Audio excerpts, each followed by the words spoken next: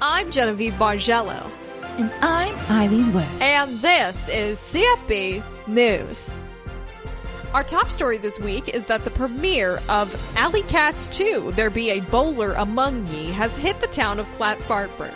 The premiere is taking place now at Captain Debbie's Cannon Bowling, and Eileen Wurst is there on the scene. Eileen? Thanks, Genevieve. We're very excited to be inside this pirate-themed bowling alley.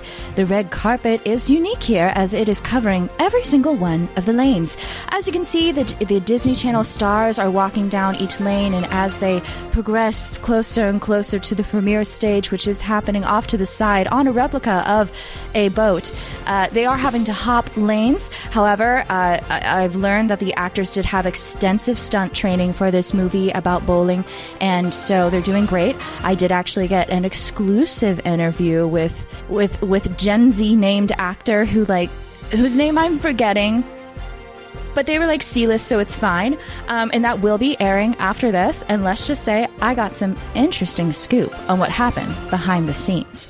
Let's just say the director might need to be walking the plank due to embezzlement. But aside from that, it is a wonderful time here. I, as you can see, am wearing my Let's Go Mixed Nuts shirt for the Rec Bowling League that yet again has won regionals. And there's actually a little video of you here taken by the Jim Parsons Glam Bot. Yes, as you can see how much fun we're having here. The parrot animatronic also is giving out free cookies. Careful, don't get your fingers pinched. I learned that the hard way. But it's a delightful event for those in town who want to see the movie. It'll be on streaming tomorrow, but if you want to break in, you're allowed to swashbuckle to see if you can get 5 free tickets to watch the premiere of Alley Cats 2. There be a bowler among ye or something. I kind of didn't really care, but this was exciting nonetheless. This has been CFB News.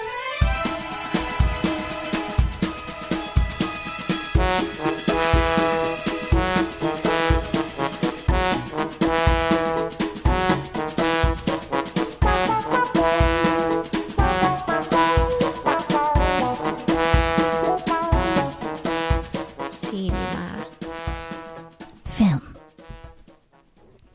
Rolling reels. Art. Speakers that are both too quiet and too loud at the same time. Leather cushions. Accidentally going to an open caption screening, which is great and kind of nice. It's a fun surprise, and I liked it when I did it today. Sitting between 2 toddlers who don't know how to whisper. Well, kids, get your ticket stubs out, because I don't know if you understood what was happening there, but we were describing the awful experience of going to a movie theater. Yes, and this episode was, and this is really a rapid response time for us to a listener suggestion, because it felt right in the order that we've been doing things. I think bowling alley to movie theater, it feels like a very smooth transition. I didn't even realize we were doing that, but it feels right.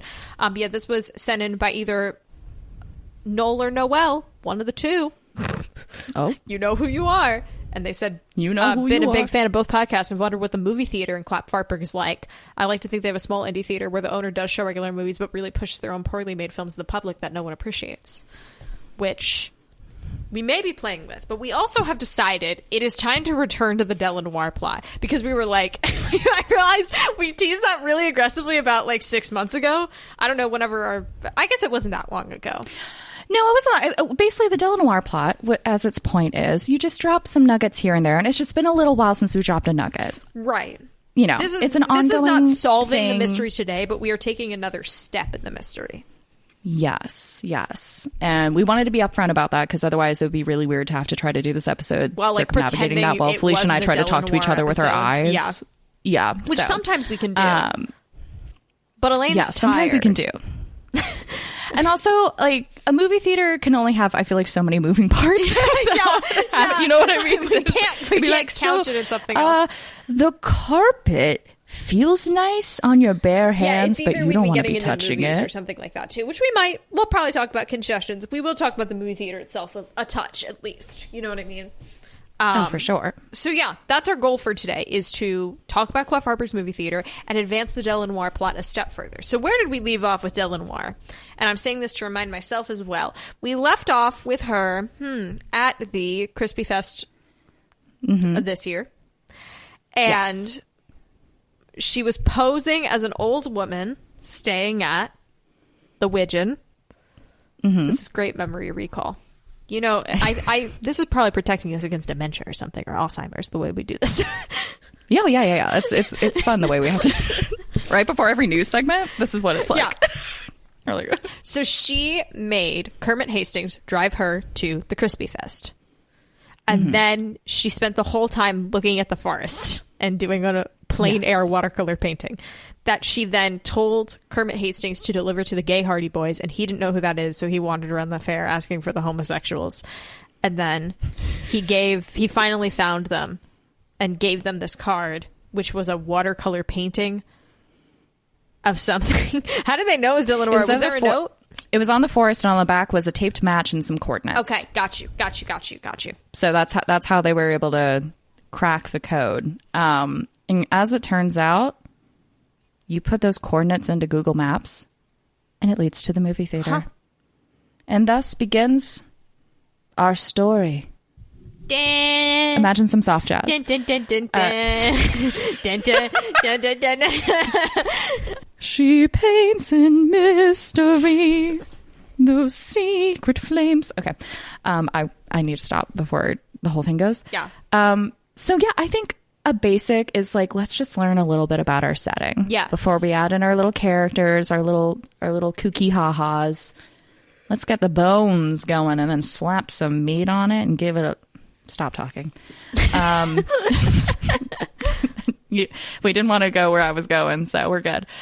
Okay, what's the vibe? Is this like a classic? Is it historic? Kind of, you know, like, is it historic? I feel like it should be. That makes sense to me. Yeah, because this is a place with a walkable downtown that's had a walkable downtown for a long time. So it is highly reasonable that they would have had a cinema put in, and I see Clatfartburg as a place that would upkeep that cinema. Yes. You know what I mean? Yeah. Yes. And I think it can hold like a sizable amount of people. Yeah. You know, maybe they occasionally have like speeches also can be given there. Yeah. Or local like that events. Kind of vibe. Obviously Rocky Horror Picture Show. Yeah. Small concerts, but mostly cover bands, you know? Yeah. Okay. What's the color scheme? This is very important to me because like, is it white with a hint of red? Hint of blue. See, I was thinking green. It was very one short day in the Emerald City. I lost confidence as I sang it. Okay, I see it. It's a green. Is it like a emerald kind of vibe? That's what I was thinking. Like kind of an like, emerald and gold, like an old, like Hollywood-y glam and you can hide vibe. Stains with that as well. Yeah. So it's but good, the carpet is red. Oh. So it's a little too Christmassy sometimes. Oh, wait. Okay. The carpet is not green. No, I was picturing green red. walls. Like dark green, but kind of shiny walls. It doesn't really make much sense. It looks like the inside of a fish's mouth. I mean, aren't the sides also red? I don't think the sides are just raw scales.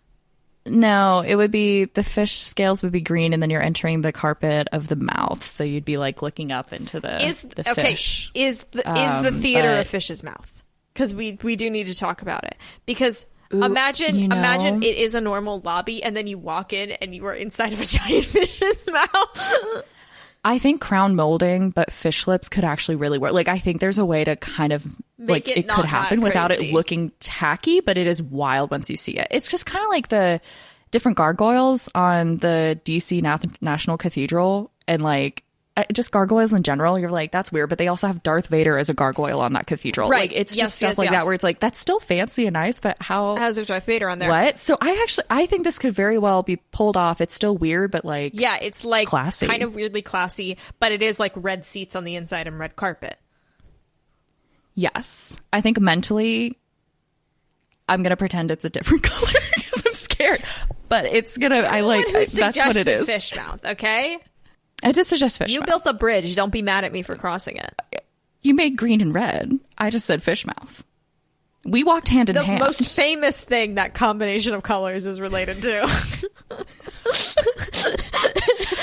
We can't have our Christmas episode just yet. Not just yet. So we were like, what can there be to talk about it with a theater? And we're like, fish mouth. Oh, okay. I am imagining it if they're both this like really deep, rich color. Yeah. I really see it. Yeah, it's not like gross. It's like a rich color. And then like I'm kind of picturing there's like 2 levels. And like the first level is still a little elevated off the floor for some reason. So it's like, Soren. Oh, no, I was thinking Sauron from Lord of the Rings Eagle Eye. I don't think I know Sauron. It's the ride where you're on the hang gliders and you're like going all over the countries. Okay, I did that. Worst experience of my life. I forgot that I hate those experiences. I thought I was going to die. I know I'm just watching a TV screen. Right, but do you know how it is where you're kind of up high and parallel to the TV screen? You're not looking up at all? Yeah. Fish mouth. Interesting. So it's like, I'm picturing this like fish mouth kind of coming out of the back of the theater and you're like kind of vertical or horizontal, and maybe there is seating on the bottom too, but the balcony is the fish mouth. I guess that's what I'm saying. The balcony is fish mouth and there's normal seating balcony at the is bottom. Fish mouth. This is helpful because I was imagining the fish mouth was like this molding around the stage. Well, I've thought of that the, too. Screen. Because then you're actually seeing it. Yeah, I don't know. Otherwise, like, there's like, 2 I'm wondering if... No. I mean, there could be 2 fish mouths. There's 2 fish mouths. So you are in a fish that's been swallowed by another fish. You have to choose which fish to feed, Yeah. Which one feed your favorite fish. The evil one or the good one? I saw the place in the Trout Theater. Seeing Hereditary in the Trout Theater was an experience like none other. It just isn't suitable for the Flounder Theater. Honestly, Zootopia 2 really fucking slapped. This is Becky in the Trout Theater. No, but there's... Okay, I don't know. I'm open to either. Both are good to me, and I like them both is the problem. Because it's like, is there just a crown molding around the stage where it's literally just like fish lips and then a little bit back as a screen? Or is it there is a fish emerging from the back of the theater and that's the balcony? Yeah. I was trying to think with the seating. This is just me. I'm really bad at visualizing stuff like that. I just want whatever the seating is. I want, for me, fellow tall people, I'd like the seats to still be kind of staggered. So you're not like... because I've been in a theater where it was flat and it was just like an absolute nightmare. There was somebody with really curly, poofy hair in front of me. And I was like, I just want to watch Anastasia. And half of it's gone through your curls. Devastating. But no hate to curly haired people. Just hate to that person. Deep hatred. Yeah, How dare they it's exist. staggered. And I think whichever one you at home like better, that's what it is. Yeah. And who knows? Maybe something will pop up and it'll clarify sense. which one it is to us. But I think I'm leaning more towards the crown molding one where the whole place is inside a fish's mouth. So I've convinced myself. Perfect. There we go. So it does seem like we do have a bit of a touch of an aquatic theme going, but this does make sense to me that, you know what, that decision makes sense if we're thinking of this theater being built in like the 30s or 40s. If we go back to the Crispies at the Sunday Funnies idea, that's around when he would originate as well. If you recall, the reason the Trout Scouts are called the Trout Scouts is because there is a really old contingent, because before Crispy the Talking Bass, right, because he was the side character. He was the side character. So it would make sense that this theater could be called the Trout Theater, because this was before the big Crispy takeoff. Right. I mean, it could have a more fancy name. I was just thinking some of the more artisanal theaters will have different names for each of the rooms because they have different qualities. So it'll be like, oh, yeah, this is the XYZ theater. This is the tiny one in the basement. But then you don't know which one is which. And then you're just looking online and you're like, huh? I'm going to look up the French word for lips. Le poisson lèvre. Le poisson. Fish lips. Le lèvre du poisson. Welcome to... Oh, gosh, and what's the French word for room? I used to know this. Chambre. Le poisson lèvre chambre. God. That's so dumb. That's very good. So that's an option for one of them. How many rooms do we want this theater to have? I'm thinking like 3 to 4. I don't think many. For a thing that's like in the downtown, you can't have many more than that, you know? Yeah, okay, so I'm imagining that first one maybe was like the biggest one. It's like the big main one, and the other ones maybe are still like can hold people, but maybe not as right, yes. large, I guess. If like you wouldn't have to do speeches there, but you can comfortably watch a full-on movie. Yeah, I think so. That makes sense to me. Well, if we got the mouth, how about fish ass? I think the mouth is the big one. Yeah, and it's in the center. Yes. And then you have... on either side, 2 smaller theaters. Fins. The fins. The fins. So it's the whole theater, instead of being stacked, like... hold on, this makes no sense. But it's like every row is stacked, but they're also like this. So it's like... okay. So like it's like you're sitting on the fin of the fish, okay? So the seating... is arranged because I'm picturing a fin. I guess a fin could be flat, but stay with me. I feel like a fin would be, instead of flat like this, be angled like this, right? Okay. You could also put the seats on the fin. Yeah, but... and then they're facing like a normal ramp. I guess, but then like... but I was picturing it's still a normal ramp, right? But each of the rows is also on a different angle.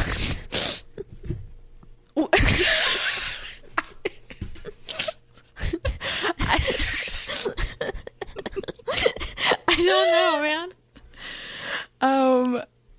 Sure. I have no idea what it actually means, but sure. And then what if... to say, but I was just trying to figure out how would it be fin-like instead of just a normal theater. Well, I think every armrest is fin. Okay. You got a little fin on each armrest. I think that's cute. It's still fancy. You can't put your arms down at all. It's like it's still flat. Okay. It just seems like a fin. Yeah. Fin. I was like, comfortable. Feeling comfortable. You're choosing all the fun angles. I'm trying to make this awful. You said... they have an occasional... You can turn it sound up. crazy where I'm like, okay, so it's a theater and it's like fish lips coming out from the ceiling and it's like you're on Soarin' and that's how you watch the movie, and then you go to the other things and you're on 2 discrete angles and there's fins that are vertical so you can't put your arms down. I'm imagining like a piece of graph paper and the lines just keep getting intersected and it's getting darker and darker and there's just scribbles all around it. I built my own house of leaves. Is the Le Poisson what is it fucking called? Le Poisson lèvre chambre. Le Poisson lèvre chambre. My house of leaves. My house of little fish. Okay, I like your idea better. That makes more sense. Like the fins are that way, and maybe there's like some seaweed molding on the walls and stuff like that. Ooh, and the carpet is blue because you're in the water now. Oh yeah. Okay, it's blue carpet except for like the actual places where the seats are, which is like green because that's the color of the fish. Ooh, yeah. A green trout. Color trout. It's fine. We don't need to think about that. It doesn't need to be a trout. Were you trying to name it, or just no? I was just trying to figure out if trouts can be green. Oh, I don't know anything about fish. They're kind of gray. They're a lot smaller than I thought a trout was. Some of them. Look up the French word for gray. Well, gris. Le poisson gris. Le gris poisson. We'll decide on the name later. This is so funny. Okay, yeah, and then maybe. Is this the room that has a naked woman statue where she's holding fish over her boobs or something? That's the lobby. This just seems like a place that would have... Oh, that's the lobby. Of course. How could I forget? That's the lobby. No, it's on the place where you go to get to the balcony of the main theater. That's so it's a little hidden, so you can, if you think it's not appropriate for your child to see, you can avoid it. They moved These are the people that take their kids to go see Deadpool. They're like, oh, no, don't look at that. Yeah, they moved it during the 80s. Because of the focus on the family. I don't want to put focus on the family in Clatfartburg. I don't want to talk about Reagan in regards to Clatfartburg. I don't know where I'm at today. Since you've been saying some really wild things, I'm going to throw out a wild thing just so you feel like you're not alone in this. So what if the statue is just her cupping her boobs and they're like, oh god, we have to fix it, and then that's when they add the trout. Okay. So she's covering her boobs with trout. She's just holding them up there, but originally it was just her doing that. And now they've like fixed it, and it was probably just like some weird thing they inherited from something, thinking it was artful, and then it turned out not to really be worth that much. Not as, you know, but then the by big that point, accolades, people got attached to it, and it was a whole thing.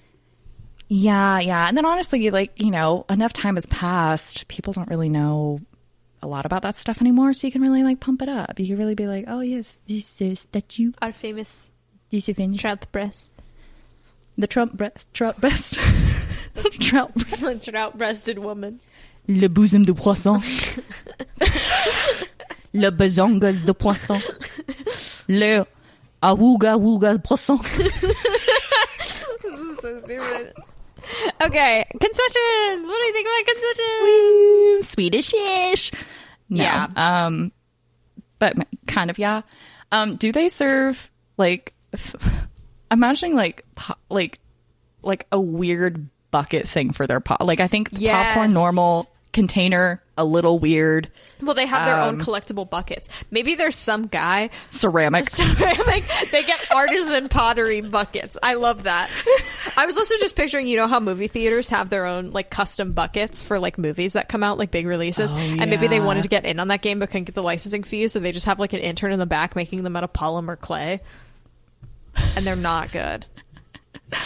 And what if they're constantly waiting for things to become public domain? When Winnie the Pooh became free, they were like, oh, here we fucking go. Oh, wow. Is that soda all in a fish tank? Well, that's so weird.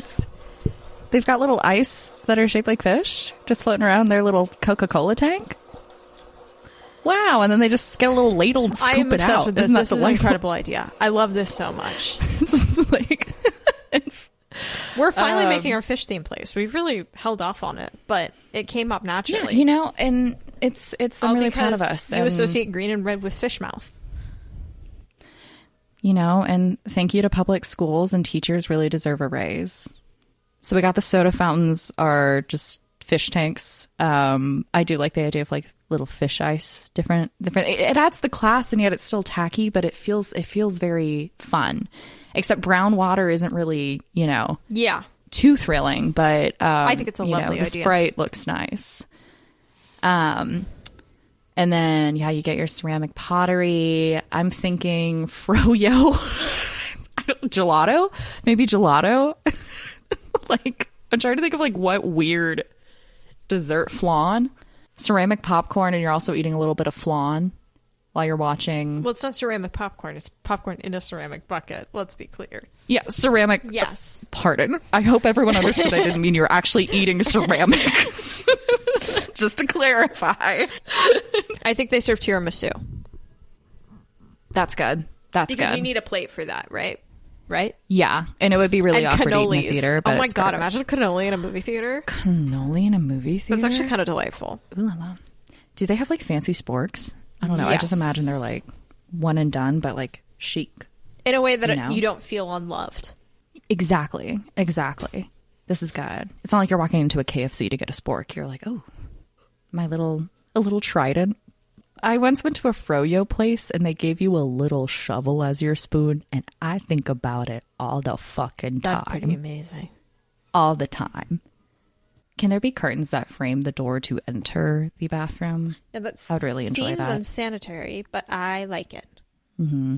There's still a door between that, but it does, it still has that weird kind of gross vibe. But it's also the door is like wider, so you're not like your shoulders brushing the curtain. That's not the situation. Just to make sure we feel safe. No, I almost was like, wouldn't it be funny if it's one of those bathrooms where the doors are awkwardly just a little too short, so when you're standing everyone can kind of lock eyes, and then you're sitting and you're fine, but it's just like, I'm a little too tall for this. I don't know if you've experienced that before. I'm 5'2", so I haven't, but yeah, no, I'm 5'8", and there's definitely, it doesn't happen often, but there have been a few situations I've gone into a public restroom and the door, it's like I can see, like I'm nose up over the entire situation, and other people kind of are too, and I'm like, I'm in the secret box, and I don't like that we can see each other. And obviously when I'm sitting it's fine, but I'm just like, you're gonna see me immediately standing. No, that feels raw. I don't know, like I want to make a request, because this is something I loved as a kid, Do you ever, as a kid, I don't know if this was a 2000s thing, because this feels like something, because I feel like people started to think children's existed at about the 90s, but like, do you ever go to bathrooms where they had a like child's toilet and a child's sink that was like half the height? I never felt so excited as when I walked into one of those, because I felt catered to and I was special, and I want this place to have one of them. Oh, I love that. And whenever I see them now, I go, hell yeah.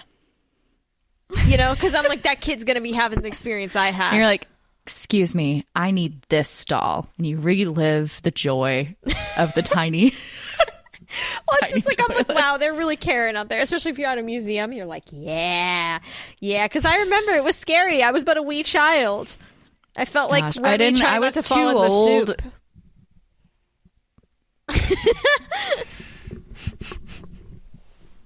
You stunned me into silence. Good.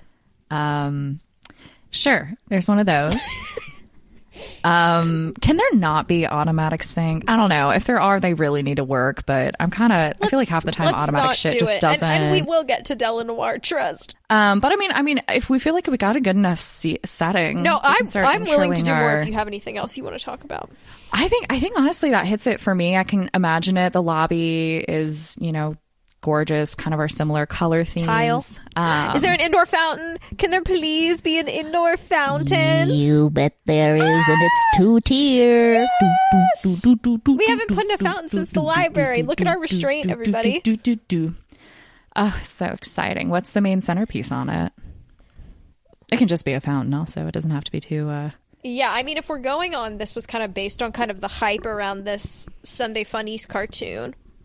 Mm-hmm. Did Binky the Christmas strip come from this the Sunday Funnies? I don't think he should be. He might have actually. I don't think he ever had a hardcore origin story. That would make way more sense if he was. I don't think he was the Christmas shrimp, but I think he was Binky the shrimp. Yeah, I think if it wasn't the case, let's retcon it, because I think that's better. And I think Binky the shrimp is on the top tier. Oh fuck yes! Which is really funny because he's so tiny. Yeah, it's a little tiny Binky up there, and he's like. That. Kind Binky of like he's got his little arms up like Binky Binky Binky Binky Binky Binky Binky Binky Binky. I like, so this is like a tie-in merch theater for the 40s comic strip. So it's funny because at the time it was the tackiest fucking place on earth. You gotta imagine it, right? Like this had to be, people walked in there was like, this is so because something like blatantly, maybe it was done in partnership with like the newspaper to like get the funding in, because it ran in the newspaper. So maybe there was like some sort of cross promotional deal where the people who wanted to open this movie theater couldn't secure funding except for through the newspaper, and like the person, whoever it is that created Crispy and the gang, and that person was like, well, I'll help you build this theater if you give me money, or I'll give you money if you make it all about my fish. And it kind of set the tone for the town. You know what I mean? Yeah. That really, I think this makes sense to me. It was the first step into aggressive theming, and this is on the Register of Historic Places, shockingly. Oh, fuck yeah, it is. It's got a plaque outside, you best believe. And then you walk in, Binky, Binky, Binky, Binky, Binky. When they got the string quartet to do his theme song, you walk into a Register of Historic Places, and there's a fish tank of Coca-Cola. Someone's just dropped their ceramic bowl of popcorn, and it's a dramatic crashing sound. They have a little repair station, though. Yeah. They have a repair station because it's $25, which honestly is probably a steal. If you think about it. There's a lot of potted plants also just in Clatfartburg in these things, because what else are you going to do with it? Big salsa.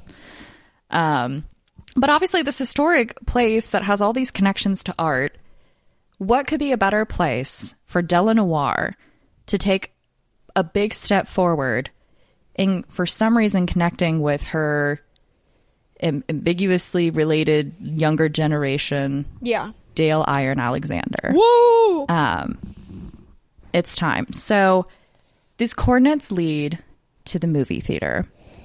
And I think we had for those who, some small detail, not a big thing. I think we talked about it on the main feed. Dale and Cole go off on their own little gay Hardy Boys adventures, and Cole was kind of getting sick there for a bit about like every date is turning into a mystery that we have to solve. Yes. And so that's why Crispy Fest was a little contentious, because there were these mysteries and Dale was trying to resist. And then obviously we get this big giant bite from Della Noire. and they resist. So time has passed. They've like really worked through that, and now it's like they had a moment okay, to we gotta pause figure on the this case. They kind of maybe they couldn't figure out the coordinates, and I think the boys aren't good at numbers. They thought it was a phone number. It just kept not working. Yeah. And they had to work up to it because like, oh my god, we have to call somebody. So that like extended that by a couple weeks. They're called the Gay Hardy Boys. They're not called the Gay Sherlock and Watson, which would be exactly reiterative. Yes. But anyway, I do think it took them a while, and I think maybe there's something that made it difficult for them to crack what they wanted her to, what she wanted them to do at the movie theater. Do you know what I mean?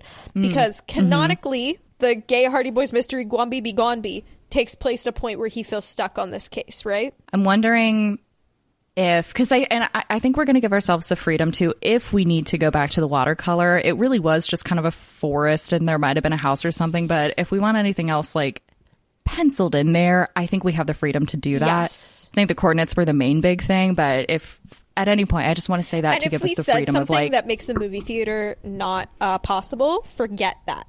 Forget that. Drop that. Drop that from your mind. This is a draft. Life is just a draft. Breathe in. Yeah, have fun. Breathe out. Have some whimsy. We're getting so hostile about something that's probably not even a problem. Like no one gives a shit. Probably no one remembers either. So. Yeah, we could have re-listened. We could have. But it's who okay. has the time? Yeah, no, I don't think we actually had a ton of details about the painting and then anyway. Get annoyed about it.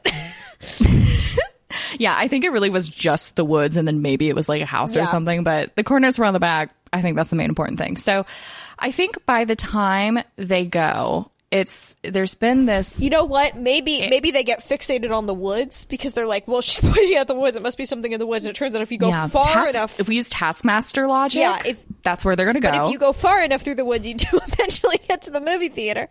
Wait, that is really funny. But they just were like, well, we'll use, they kind of wanted to, they're like, well, this picture must have the cologne and the coordinates must be like, we'll fail the test if we use the coordinates or something stupid. Well, and then she also, this woods connects at some point. It's the same woods as the Thing in the Woods, right. Which, as a reminder, everybody, Della Noire was part of the Faxville Repository Theater. She's in a photo there as well, and that was kind of a big lead as well. So everything connects back to the woods. You know what? That's what they think happens because it's a painting of the woods, and the coordinates lead to the movie theater. So they think, oh, it's the theater in the woods.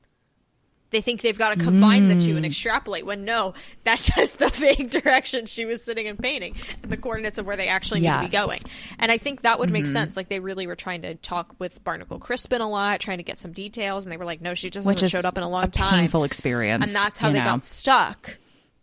And they didn't do the thing that was sitting right in front of them the whole time.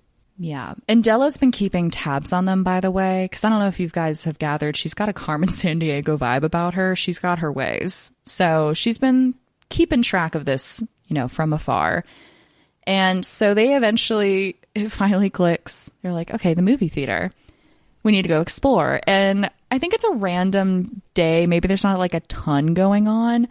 And I think maybe they like super zoom and the coordinates are actually to a very specific room in the theater. Mm-hmm. The Poisson Lèvres Chambre, possibly fish lips, and I'll call it the fish lips. Six squish, Cicero fish lips.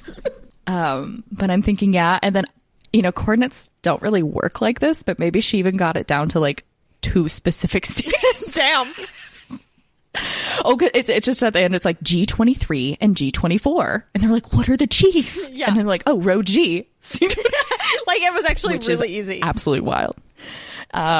It's okay. That's really goofy. And what's playing is we kind of talked about this. It could be whatever, but we're thinking a short film, animated something, or maybe it's playing before every movie. Okay. There's a short local filmmaker created film that is playing before every movie. And the problem with this is Della Noire thought they were going to find it a lot faster than they did. So she just had to keep upping the ante on how long she needs this in theaters.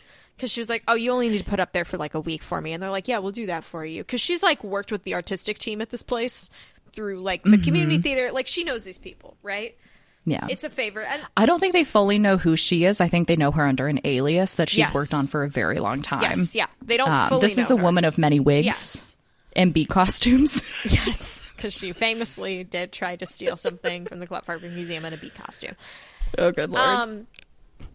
So she is really having to probably shell out some money to keep this in theaters as long as it's going on. And she's really considering, she's just about to be like, I ignore the front of the photo, literally follow the back of it, and like send them an email. Like, please. You know, but they finally come in. They picked it up one day and it had just like it would have been blacked out on the painting. And they're like, what? It's just the numbers. But right when she was about to do that, they finally walked in. She's like, oh, thank fucking God. And they sit in the seats, and they finally get to watch this animated short film she has gotten into every screening for about a month and a half. No matter the movie, which is fun. Yeah. So. Little kids movie. Little kids. The short film is interesting. It makes you think. It's like both boring, I think maybe slightly haunting. And I think it has to end with it looking like the screen is burning up. Yeah. As a classic, you know. So here's her the whole thing thing about matches. What's the end goal of them reuniting? Is it just to reunite So, their okay, family? Or is it for a secret fortune? I have thought about this. Okay. I think there's a couple options. I think Bartholomew, Arkansas, the gray something grandfather who was part of the outlaw gang. Yeah. Well, because there in was the old days of supposed to be Clatfartburg. like a key to his hidden fortune in a bust. Yes, in the bust at the museum. So I've got an idea think, too, so I want to hear what you have. So I think there's a treasure. I think somebody in the gang stole it, and I think Delanoir is trying to get it back. And then I think she might have also hidden some treasure too, just in case. Yeah. But I think this is all about let's get back for our ancestors. And the reason that she has to be so secretive with Dale is that the stakes are kind of high. Mm-hmm. And also, he's dating a Papageno. Yes. And that's not okay. That's not okay, and that's the drama. And I think she wants so I think that's why this has also been hard. She's like to a test to see can they make it through this, and maybe she has reached a stopping point on her studies of the case, and she needs the gay Hardy Boys to help her crack. The next honestly, part. I think that's what it is. And I think that she's worked very long that they can get, and they will be able to help her. And now she's having some doubts after the longitude and latitude snafu. Yeah. She's like, they did so well with those mangled balls that one time. And they did really well with the Gwambi Be Gonbi bag. But yeah, and I also imagine like, why would you need to disappear? Like, what would be so drastic? And I think maybe she got too close at one point and then needed to go into hiding. Right. And then I think also someone was she just was like, I always paint light switches and I just want to paint a match, and everyone lost their minds, and she's like, I'm outie. Yeah. I just want to be, She I just seems need like to a be, who cut am, and run she's type like, who person. am I? Yeah. Who am I? You know? And it's not a mistake that Dale Iron Alexander, Dale Iron, you swap out those letters, it's Delanoir. Yeah. You just shift them around, and that's not a mistake. And we've never really talked about Dale's parents, so they may come in at some point. Probably not this episode, right. But we're making we're making a sizable big step here. We're providing plot to you guys. Isn't that exciting? Yeah, because this has all been really hand wavy since about episode 2. Yes, this has been in the back of my mind though. It's like we're leading. This is ancestral drama. We're pulling it out. So I think this has all been, like you said, kind of a test, and then along the way she realized who Cole Papageno is, right? And then because now she's trying to be like, also discovered who each other was when doing this research about the family history, and it kind of created a challenge in their relationship for a minute because they didn't realize they were part of a long history, you know. And if you want more context on this, we have done an episode on the Bartholomew Alexander Mystery Meat Gang, which I think is what that's all covered in on our bonus content. But we're giving you the important information. You don't need to know the name of everyone this is in the all gang. you need to know. And honestly, I forgot 90% of what happens in that. So there's someone named Toast. Ellen it's wild. Toast It's a fun Lane. one. Yes. And I think there's probably more drama that didn't even get written in the history books that's just been told, you know, right? The classic, like, what really happened. But yeah, I think that makes sense for why she would be so elusive and doing all, and also clearly it's in the blood. They all love mysteries and solving them. So of course she's like, you know what that will do, instead of just talking to my descendant. Yeah. I'm going to give Riddles 3. I mean, is there a sense that the feud between their family, the Papageno and Iron Alexander families, alive and well, but it's been sheltered from this generation? I think so, because what if like maybe Cole's family, some of the Papagenos moved or something? Like maybe maybe there's a branch of the Papagenos that, and she's worried if she also is too obvious in speaking to Cole, that it might, kind of filter out to the rest of the Papageno clan. Well, because he's a bartender. He's going to talk to everybody. Yeah. You got to make sure, she's like, yeah, Dale, I know. He's a detective. He never said he was discreet. Exactly. It's not part of the, They're called the gay Hardy Boys necessarily, because he doesn't get paid. Yeah. Okay, this is good. So I think, because this would be good. So she finally figures out, because they've bought tickets, and she's like secretly been working in the back too, or somehow she has access to check like the ticket stubs. And so she checks every day to see their fucking names. And she finally sees it. She's like, okay, G23, G24, they're going to be there. I know exactly where they're sitting. So she sits maybe in the balcony above them so she can directly see them. She's done this so she can perfectly lock eyes on them.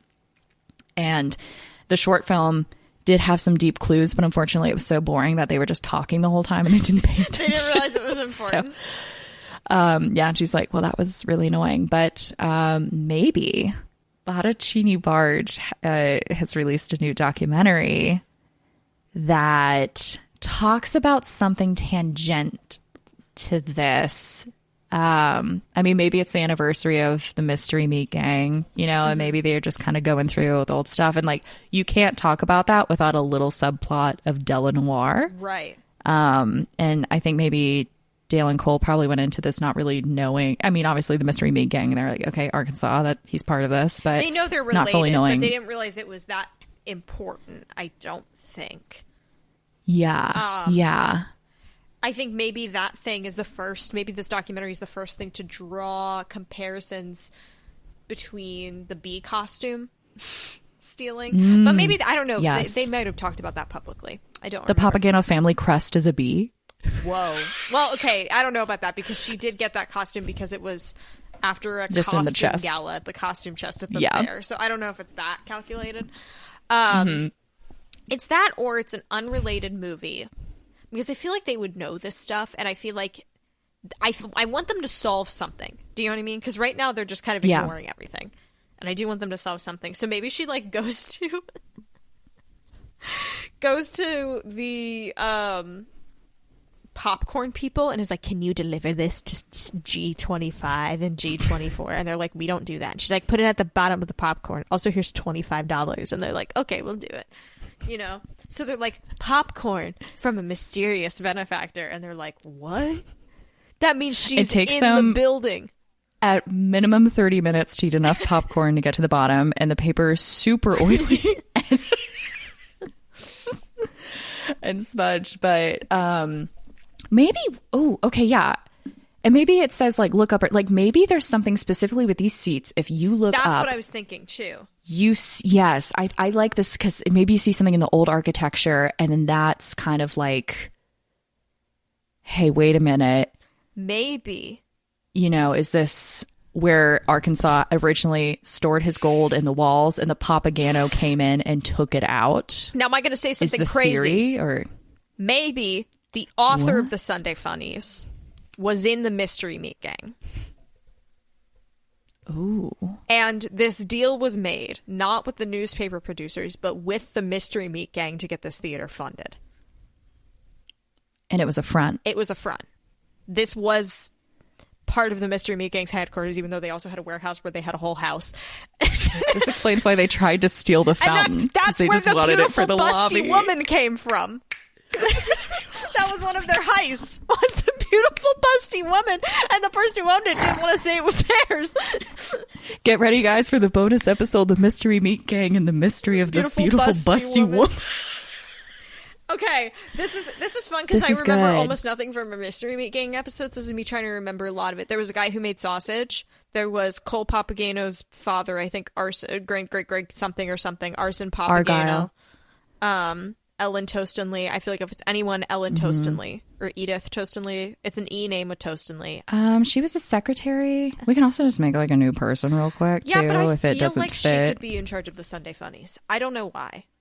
She was this very like. I mean, this is a big thing. She's going to be the woman. creator of Crispy the Talking Bass, is what we're saying here. So. I know that feels strong, but I'm also like, do we remember? Do we remember enough about? I mean, we can retcon stuff, obviously, but do we feel confident enough in who she?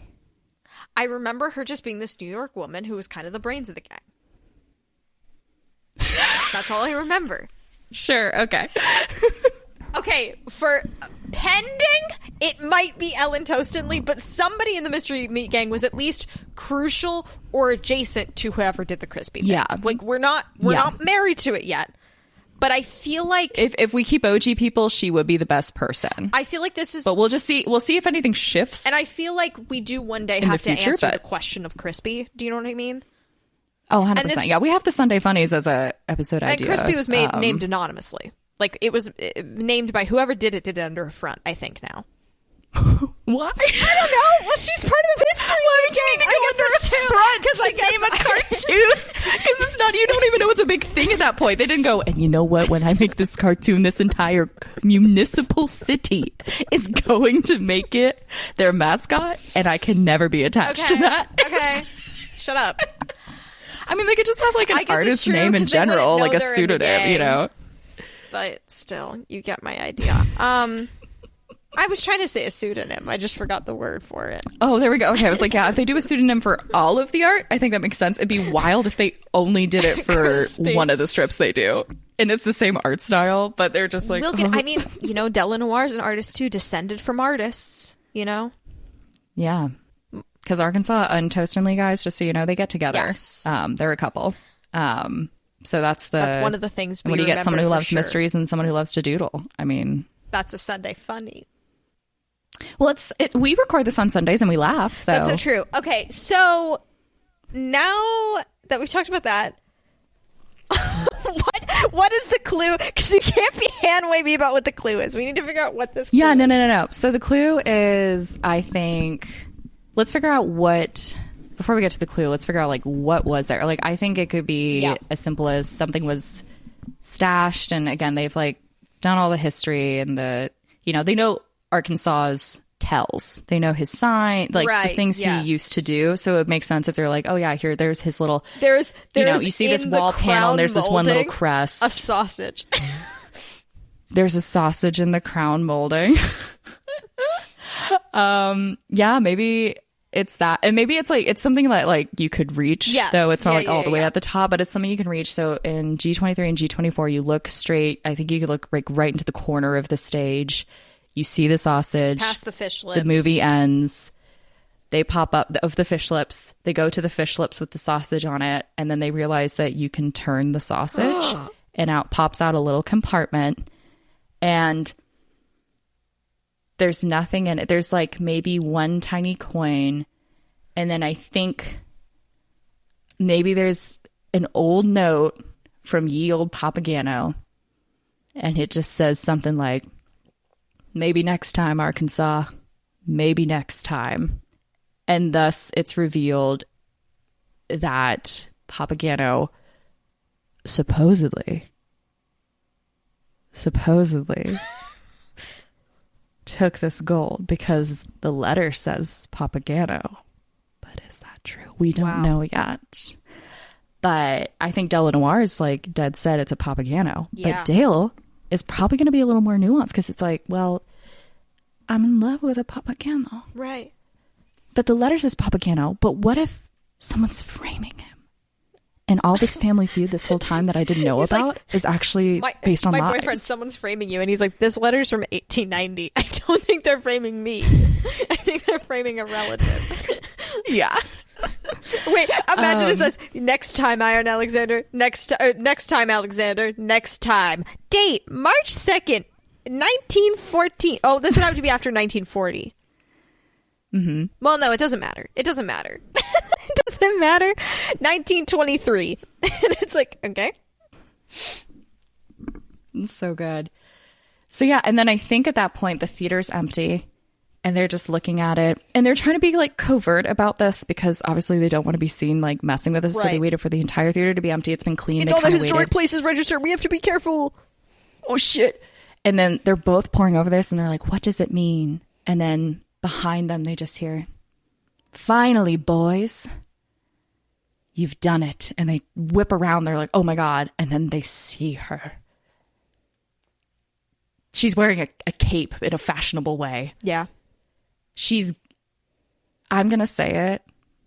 She's serving cunt. Like, it's amazing. Yeah. It's like it's. And I do it's still picture her little as Anga Globogian, so it's always really fun to square that with what you're saying. But I believe it's just the hair. It's just the hair in my head. It's so funny.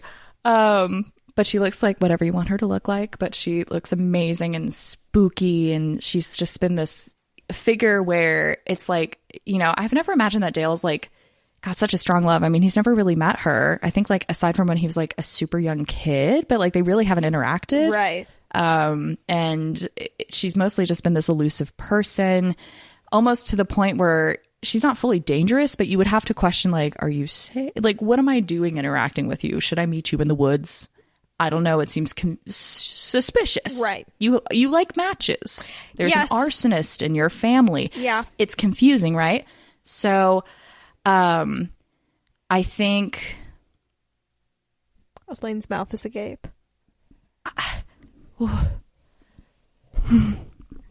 Okay, I don't know how it fully fleshes out, but I did just have the image. Maybe there was one more retaliation that happened once the Scold was discovered. Della Noire is not sharing this, and it's really hard to find this, but I think there was a retaliation arson on like the Papageno apple orchard or something, like whatever their famous version apple orchard, of that. yeah. I think there was a retaliation arson, and who's the arsonist? They're going to know who it is. But again, I don't know. This might be a continued setup. I think so. If I recall, was the accountant evil in the Meat Mystery King? I don't know. Well, I forget. There was somebody who like was fucked. The Papageno, Arson Papageno was the one who went bad and broke the gang up. Okay. And I don't remember how. Which would be relevant to this situation. We're going to have to do a re-listen of those episodes before we come back to the plot. Yeah, but granted, main feed people don't know about it. And we didn't think it would be as relevant to this episode as it did become. So exactly. So, okay. So they're the ones that had tension anyway, which makes sense from the beginning. So I think it makes sense there's retaliation arson, which Della Noire probably wants to hold back from letting Dale and Cole know, because then it's going to twist this into looking like it's more evil than it is, which, you know, maybe it kind of is. But, you know, Della's holding back secrets, and that's not going to be fun when that comes out. But basically now, I think the point of all of this is Dale freaks. I think Dale has a little faint moment. Cole catches him. He comes back because Dale is frail. He hasn't seen her since Thanksgiving when he was 2. He's like, you've grown so much. You've shrunk. It's like, no, you just got taller, Dale. And she, you know, basically kind of reveals everything we just said. She's like, I've been following you for some time now, Dale. Iron Alexander. And I have watched you become somebody who can solve mysteries, can solve puzzles, can see the logic and the reasoning among the ridiculous, can source out what is lie and truth. I disappeared an ambiguous amount of years ago because I discovered a truth so precious and rare, it can only be held in the hands of those I could trust and who knew they were strong enough to bear it. These past few months, a few interesting things have happened, haven't they? Fruit mirrors were sent to you. A Gwambi bag goes missing. The sports balls locally just start getting deflated. You solved those mysteries. You found the culprits, but who do you think put the fruit mirror in the evil person's hand? Who do you think kept the ball locker unlocked? Who do you think planted all the suggestions for these trials? And Dale's like, what is going on? Cole's like taking a little shot from a little vodka bottle he has, his bartender. And I think that I think the boys are silent because what the fuck do you say at this point? Yeah. You know, and she reveals everything, like that was where the treasure was held. And then she says, and now the real mystery begins. I've thought about Delanoir because we've never really thought Delanoir bad, but now I'm like, Delanoir bad? Because here's something. I think Delanoir are very morally ambiguous. Here's something I'm thinking. Does she actually think they're good sleuths, or does she need them for something? Because she needs them for this something. Is maybe I think. Here's something. They both have access to the family houses in Clatfartburg. Like, they are people who live with the families that this is descended from. She cannot show face to Dale and Alexander's family because she can't do her whole alias shit. They know her. And she can't show face to the Papageno family because I think they don't like her. And neither one of them wants her to uncover this stuff. No, because either. I think there might be a good reason why they don't want it uncovered. I think both parties have done really bad things. This is my initial assumption. I think the first generation of the Mystery Meat Gang, it was not this serious, and they probably weren't actually that bad. Do you know what I mean? But it has become twisted over time, in a way. Yeah. And then Dale and Cole are unknowingly Romeo and Julieting themselves. Yeah, the missing treasure that over time people have generally thought it's going to be like $1 million. It actually was just this nice little wooden figurehead, right? Like statue. It's something like that where it's become that's twisted just gotten over lost in time. Where like the families, I don't think were ever that much at each other's throats in the olden days. And you got to understand the Mystery Meat Gang had money, but if you're like an outlaw like that, you're not actually in the fucking movie theater. Right, in a movie theater, right? Like you own the movie theater as a front, but like you're not, like when you're an outlaw, like you're still you stop being an outlaw once you have the money. You're not like, oh yeah, let me continue to like camp out and live this rough life. No, you're looking for the money, right? So they probably wouldn't have had $1 million Alternate anyway. pitch for the movie theater. Ellen Toastinley missed the flicks from New York City, and she wanted to go and see them in Clatfartburg, where they were now set up. So Bartholomew, as a birthday present to her, built her a movie theater and used whoever person who was in charge of the Crispy Funny comics as a laundering front because they knew each other. That's good. I think that all makes sense. And that way we're not married to it being someone in the Mystery Meat Gang, but I think it should be tangential. And I think it should all be connected. I like that. I feel like that feels right. That makes sense. So I think that feels really good. She is kind of manipulating them, and that's why this mystery has seemed a little childish at times. Not because we're not good at writing mysteries, but because of course not. But because she is kind of trying to make them feel like they're solving something, even when they're not really solving all that much. And I think they start to see through that as time goes on. Yeah, and I think it makes sense too. We're just fully writing a YA novel now. We really are. And I do think, I think Delanoir thinks she's doing the right thing. I agree. I think she doesn't think she's doing an evil thing. I think she's doing the right thing. I think she is, I think it's going to come to blows with Cole. I think that's going to be an issue in the future. I think there's going to be some real tension in this. But I think, like you said, I think she's like, I have a connection now. Let's use it for now. But we will be turning against him in whatever dramatic final scene in a cave, or you know, whatever the fuck it is. I think there will be a not good situation, and Dale's going to be like, you have to choose, and it's going to be a really weird situation. So, but this is, that's coming, but like, it's a weird setup. And I think Cole is hesitant. Dale is so excited. I think he's blind to a lot of maybe red flags as well. And Cole just kind of goes along with it. I mean, let's be real. Cole is kind of smart, but he's not really like that smart. Yeah. You know, he's hot. He's cute.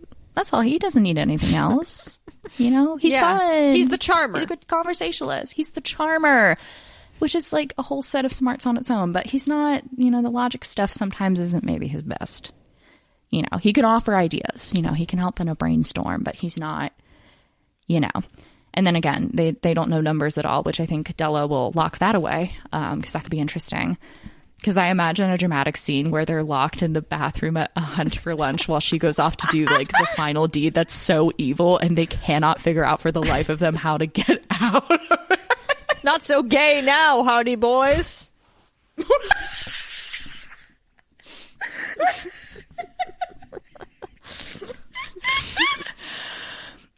I think we'll just leave everybody with a quick, like, next step, basically. Yeah. I think Della has had a secret cottage in the woods. That's the only thing I can really imagine. She knows the woods so well, it would kind of make sense. So I think the next thing they do is she's going to have them out there and she's going to do a full debrief and then kind of reveal what they think is her next plan, but it's really just a step in her plan. But it's to go figure out, obviously we need a deep dive into the Papageno stuff, and she's going to form it as like, oh, like we should find that. You deserve to have that money. I mean, it was supposed to be split. Yeah. You know, everybody wins. So I think the next thing will be to go to the old Papageno apple orchard, which they have, and maybe see some things. So I think that's kind of ambiguous next steps, and we can retcon that. Just so everyone knows, there's always the availability for us to retcon that little part, so it's fine. But anyway, I love it. And as one final note, I think there's a chandelier that looks like seaweed because it is also about a movie theater. That was really an episode in 2 halves. That was like into the woods. The act was good. The camera pans out and it goes off to the side, and the woman with big beautiful breasts with trouts covering her nip nops gives a wink to the camera, and then it fades to black. Someone give us a writer's room. Give us a TV show. Yeah, come on. We did that in an hour. We did that in less than an hour, really, after we described the movie theater. For 30 minutes, we described the movie theater. We got very that's how long I do my yoga for, you know? Stretch your quads, stretch the more important? Go to a movie theater, go do yoga, or invent an entire YA novel level plot. You know? Connecting everything in your fictional town podcast. That's called Clatfartburg. Not so far are you now, Clatfartburg? Oh. Well, thank you everybody for listening to this episode of Clatfartburg. If you want context on some of the stuff we talked about, and I need context because I actually forgot 90% of it, so trust us, it's not that important. But on our Buy Me a Coffee, we have a bunch of bonus content, so which is the Bartholomew Alexander and / Arkansas Mystery Meat Gang. That's a whole episode. We did an episode that covers Della Noire's attempt to heist the Public Museum of Clatfartburg in a bee costume, trying to heist the Alexander bust. So that's fun. And then we also have 3 gay Hardy Boys mysteries: Gwambi Be Gwanbi, The Case of a Banana-Shaped Hand Mirror, and The Curse of the Mangled Balls, I believe. Close. Yeah. That's close enough, you know. Close enough. So those are all in our Buy Me a Coffee. We also did the Deranged, Mr. Edgar's, and Wilfred Wonka crossover. We also did another kind of mini return to Wonkaville because we did a commentary track for The Witches, which is a Roald Dahl product, which Elaine did not know until 5 minutes before we started recording. So I think that was good and for the best. But we had a good time with it despite some of the scary mice. Because there's puppets. I liked the puppets. It was just the one I felt very bad. It was very interesting. I kept too much. I didn't like. Yeah, there was some interesting stuff there. And that's a nice hour and a half because we've been doing long ones recently. So that was a fun visit. So if you want to check out any of those, you can go to clatfartburg.com and check it out. You can follow us on Instagram at Clatfartburg, and if you have episode ideas, topics, or just general sillies you want to say, you can comment on Spotify or email us at clatfartburg@gmail.com. Of course. With that all being said, sit down. Thank you so much for visiting. Oh, yes. And sit down beneath the fish lips and watch and get ready for the next feature presentation in 2 weeks. Fish lips. Feature presentation in 2 weeks. Fish lips. Well, you can cut that. You could cut. I don't end it till you say bye. Bye.